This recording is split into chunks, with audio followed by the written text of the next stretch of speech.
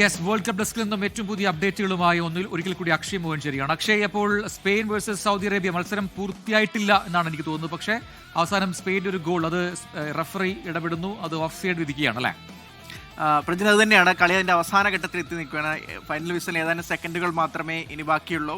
ഈ രണ്ടാം പകുതിയുടെ എക്സ്ട്രാ ടൈമിലാണ് ഒരിക്കൽ കൂടി ഫെറാൻ ടോറസിലൂടെ സ്പെയിൻ ഒരു ഗോൾ കൂടി സൗദി അറേബ്യയുടെ വലയിലെത്തിച്ചു. പക്ഷേ സൗദി താരങ്ങൾ അപ്പീൽ നൽകി. വാർ പരിശോധനയിൽ താരം ഓഫ് സൈഡാണെന്ന് കണ്ടെത്തിയതിനെ തുടർന്ന് ആ ഗോൾ ആദ്യം അനുവദിച്ച ഗോള് നിരാകരിക്കുകയായിരുന്നു. പക്ഷേ നിലവിലിപ്പോൾ 4 ഗോളുകൾക്ക് തന്നെ സ്പെയിൻ മുന്നിട്ട് നിൽക്കുകയാണ്. സൗദിക്ക് ഒരു ഗോൾ പോലും ഇതുവരെ തിരിച്ചടിക്കാനായിട്ടില്ല.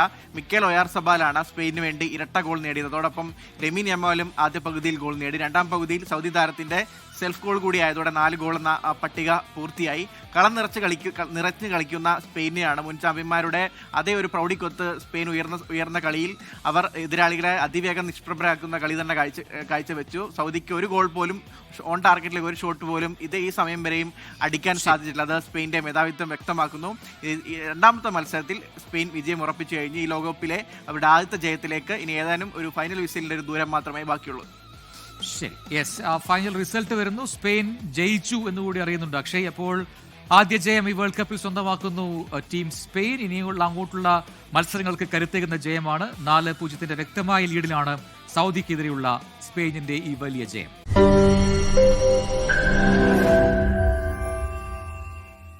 ലോകത്തെവിടെയായാലും ഏത് സമയത്തും 24 വാർത്തകളും ഓഗ്മെന്റഡ് റിയാലിറ്റി പാക്കേജുകളും എക്സ്പ്ലെയിനറുകളും വിശദമായി കാണാൻ ഞങ്ങളുടെ യൂട്യൂബ് ചാനൽ നിങ്ങൾക്ക് സബ്സ്ക്രൈബ് ചെയ്യാം.